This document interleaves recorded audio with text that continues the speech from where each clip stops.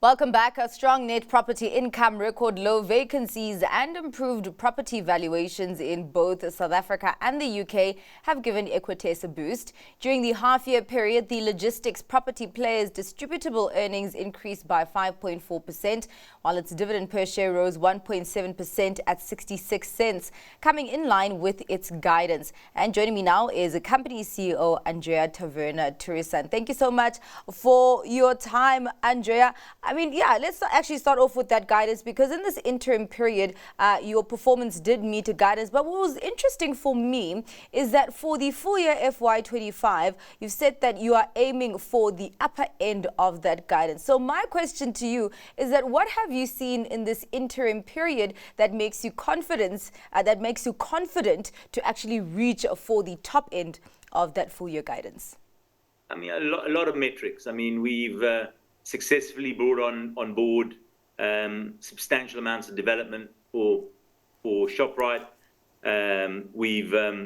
We've had some really great success in the debt capital markets, where we've managed to secure funding that was rolling off at much better levels than we had.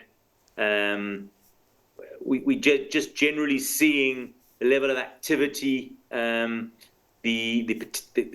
interest rate coming off obviously has a massive bearing on that, and our sensitivity to the hypothetical 100 basis points cuts is about 36 basis points. So we are looking at it and forward looking at it with some confidence, and we have extreme comfort that we will certainly be at the top end of that guidance. Very exciting.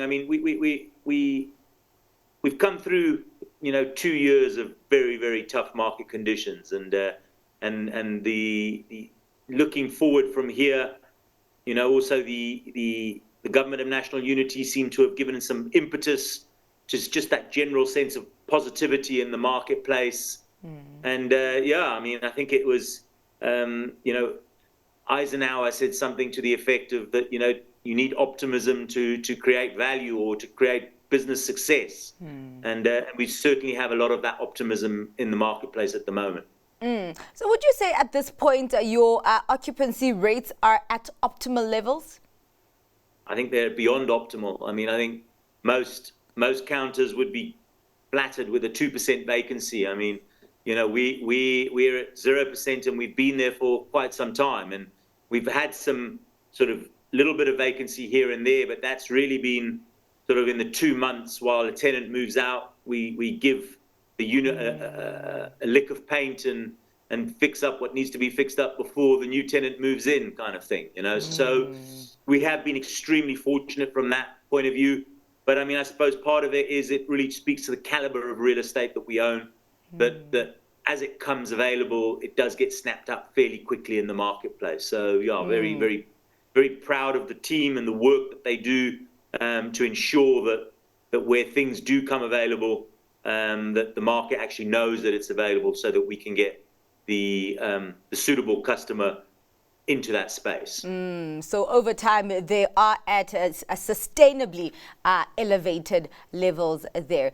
Let's talk about the allocation of capital, and actually just the interesting one of the redirection of capital from particularly ENGL in the UK to more of the concentration in the South African development area.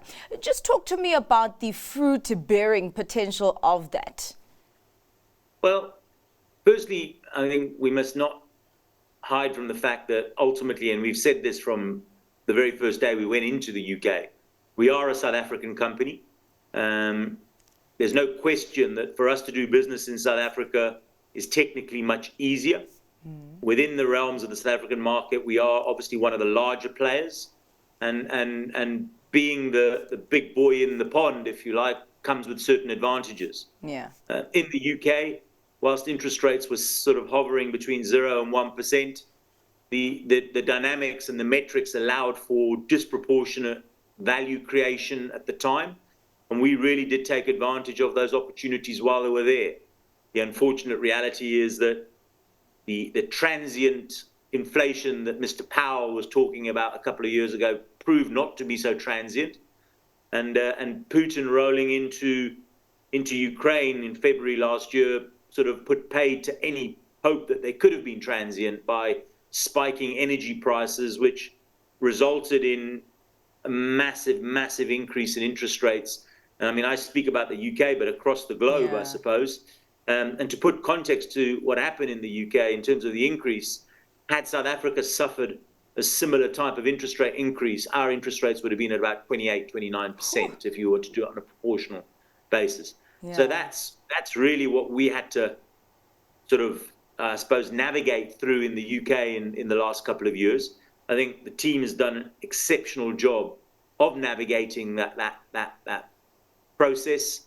There was an early understanding that the ENGL development platform was one that was not going to create the value that was anticipated. And as a consequence, we made a very quick decision and a bold decision to say, okay, we need to get out of this. It took a while, but we did find a suitable buyer in the end. Is it a perfect sale? No. But it's a sale that's got a framework that we believe we can work to. And with a little bit of luck in planning in the UK, the reality is in 18 months' time, we could be out of the UK development platform, having made some substantial money as well. So, you know, I still remain fairly optimistic there. We obviously have a massive planning committee meeting. We've got 3 planning committee meetings coming up between now and Christmas in the UK, which will have a massive impact on our exit strategy. And obviously it's out of our hands, but we feel that the team have done really good work in terms of presenting our credentials in the best possible way. So watch this space. Andrea, I understand obviously now with the exit out of ENGL, that comes with extra capital. And of course, this is a decision that a lot of companies make. Do we either invest in the business or maybe just take the load off in terms of our debt? Would you say that because of that free capital and of course the focus on the South African opportunities, that you can chase those without it being at the expense of the balance sheet? Certainly. I mean, there's no question that capital in the short term anyway will certainly be used firstly to alleviate debt on the balance sheet. But that spare capacity of debt that we will be afforded will, at the moment, it would seem that we are being presented with some magnificent opportunities in SA. And that is outside of our ShopRite relationship. And you know, I think we must make it categorically clear that we are not entitled to everything with ShopRite, but we certainly hope and expect to be given a good crack at any future developments that the group may undertake, but without the presumption of expecting us to be given those deals. But outside of that relationship, you know, we are currently negotiating on, I think, 7 RFPs for a total of about 150,000 square meters.